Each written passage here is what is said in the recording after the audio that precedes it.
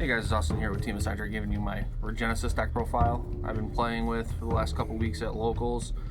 I've got a positive win record with it, and I just figured I'd just give it a share with y'all.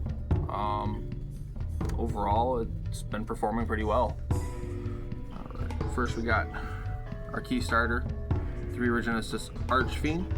The main search in your deck can search any REGENESIS card from your deck, so it gets you to anything you need when you need it.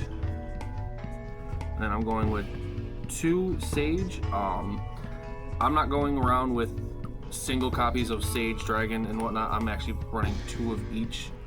But Sage is your Omni Negate in the deck. It helps just set up a really hard oppressive board in this deck.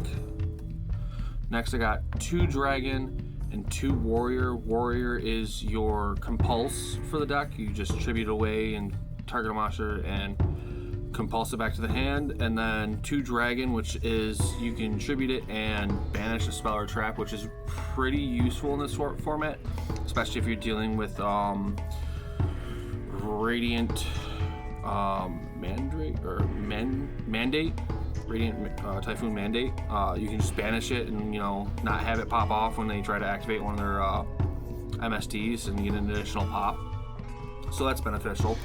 And then I am playing the 1 Lord. This helps you set a spell or trap from a REGENESIS card, which helps you push out more interruptions during your opponent's turn, or just helps you seal the game depending on where you're going. Plus, with him going into battle phase, you get an additional 2500 attack, which is a non-activated effect, which helps a lot in some scenarios.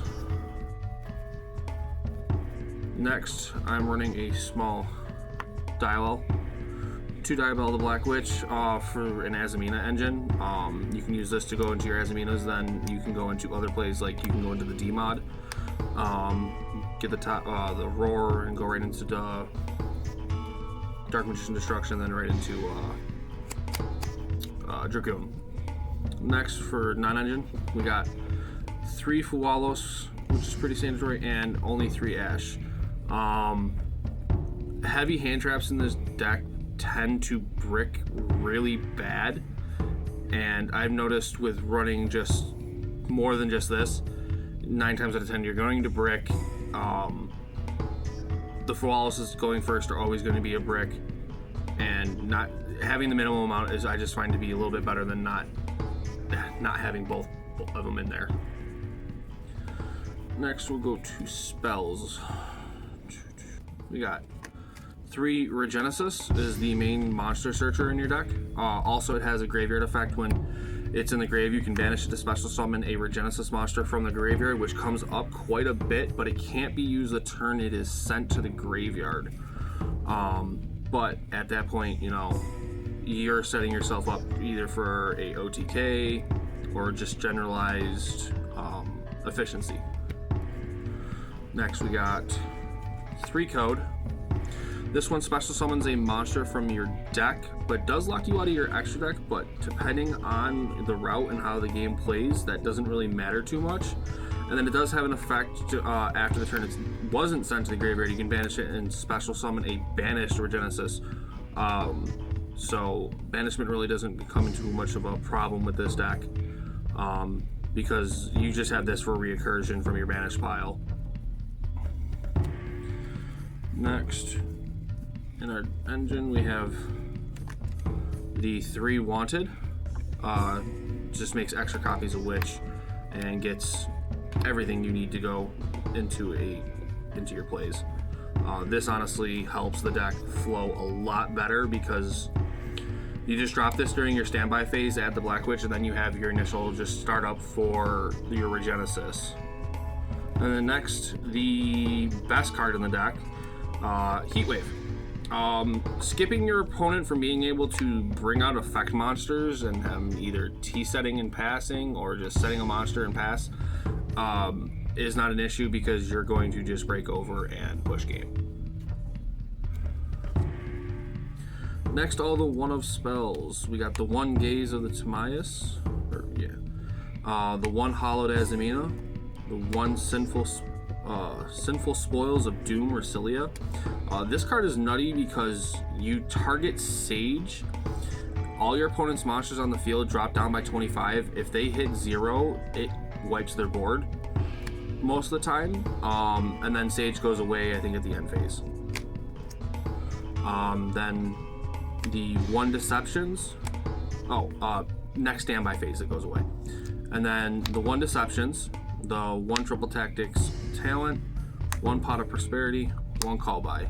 I think most of this is kind of self-explanatory for at least how the deck is played, and the options I've chose. Next we go into traps. We got 2 REGENESIS Birth and 1 Code. Birth is a Send to Grave Book of Moon for your opponent, and then it has another effect is you can special summon, you trash this, and then you can special summon as many REGENESIS monsters from your hand, grave, or banish with different names, which just overall can just flood your field and either stop you from losing and just help you push game, or just have the grind game with your opponent. I've been playing the command as well because overall you just open it, or if you opened enough stuff in your hand and you have this, you're gonna end with 2 to 3 REGENESIS, and depending on how well they placed and if your opponent's not expecting this, you're just gonna negate things on the board, and it's gonna make it really hard for them to play. Next, just the 2 Dragon's Mind. This is nutty in the deck because you can send it off Diabell, then reset it during your turn, and you literally lose nothing from playing this card. It is honestly just so free. Yeah, you might have to pay the 25 to reset it, but honestly, most times it does not matter. Next for the extra deck, we got Coach King Giant Trainer. There's a lot of instances I've run into this where I'm able to push out 75 attack with my monsters on board and not be able to finish the game. You could make this and draw a card, reveal it, burn them for 800, and there's your game. It's all right. It's a new addition I'm testing. Next we got Dingirs for the Orchest Evening Star. Being able to just send a card non-targeting is pretty good. Plus, you really can't go wrong with it. Next we have the Undying Legion. This card's nutty because you literally just take a monster on the field and engrave from your opponent, and then you just put under him as material. You just being able to snatch things, in my opinion, and just it's not bad at all to the world. Next we got the 1 Big Eye Snatcher Monster. It has come clutch where it has helped push games. Just snatch your opponent's monster if they have nothing and hope. And then Flare Metal.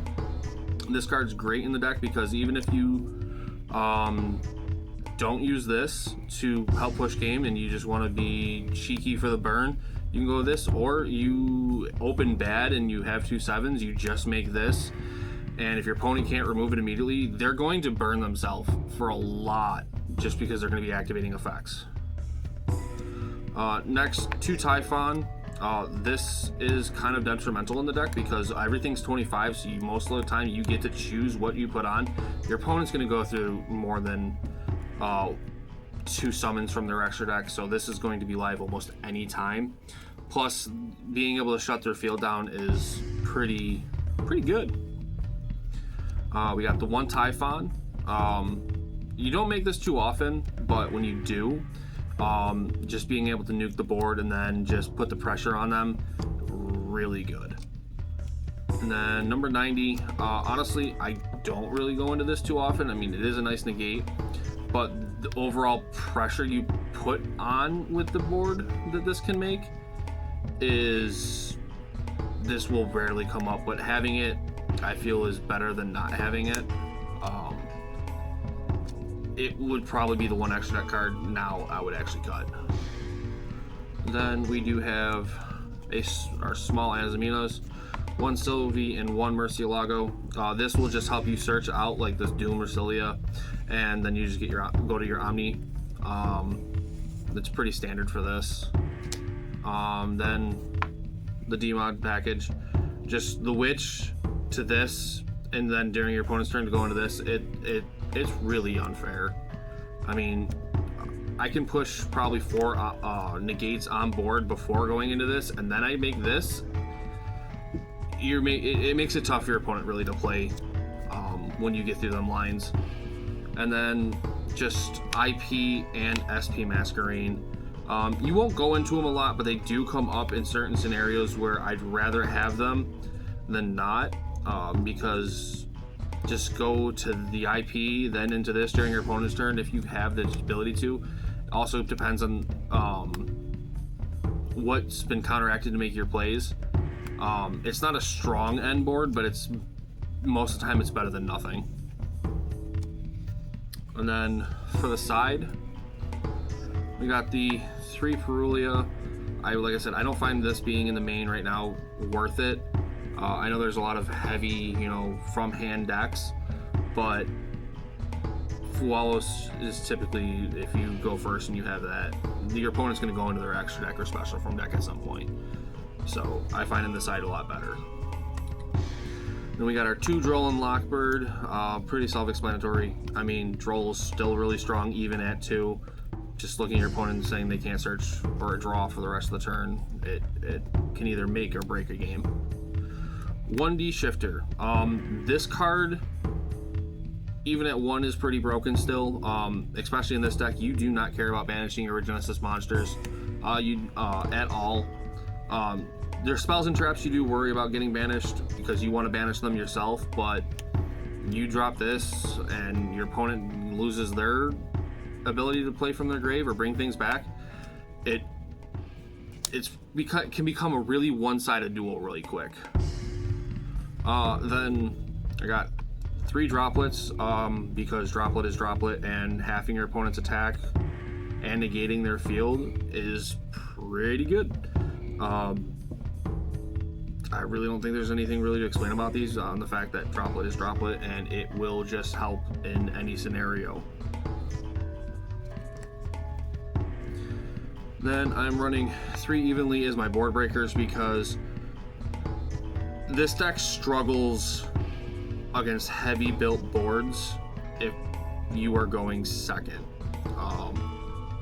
I've noticed that a lot, and I've been testing, trying to figure out whether I should run a Kaiju engine, whether I should run just lava golems, just anything to help break boards. I think this is the best option to use for breaking boards, because you just, when your opponent hears draw, standby, main, battle, they know their board's about to get broken. It applies pressure for sure. It applies so much pressure. And makes your opponent also, like, it forces out interactions that otherwise wouldn't be forced out. Yeah. I find it in this format to be really good. I mean, it's good in any format, but in this format specifically, I find it to be really good, and most people really, I feel like, can't stop it half the time. Then lastly, a solemn engine. 1 warning, 1 judgment, 1 strike. These are my going first in game 2 or game 3, depending on where deciding you're at. pattern for going first. Yeah, because having 5 basically solemns in your deck with the Dragon's Mind is so good, and it kind of makes the game a little unfair. I was running more, and it was just a little too much, so I figured 1 of each, and honestly, doing so, it has brought a lot better flow for the deck going first than just having a whole bunch of counter traps and then opening them all, because they can just kind of be a brick, but they are, negates. But yeah, that's my REGENESIS deck profile. I'm hoping to bring this to a regional on top with it. We'll see where it goes. Nice. All right. So leave your guys' comments in the comment section below. Let us know what you guys think. I mean, Austin's been really grinding with this deck, really getting the combo lines down and figuring out exactly like how he wants to play it. So if you guys have any ideas as well, like any respectful ideas, don't hesitate to shout them out. But either way, Eric here with Team Eccentric, and we're signing out.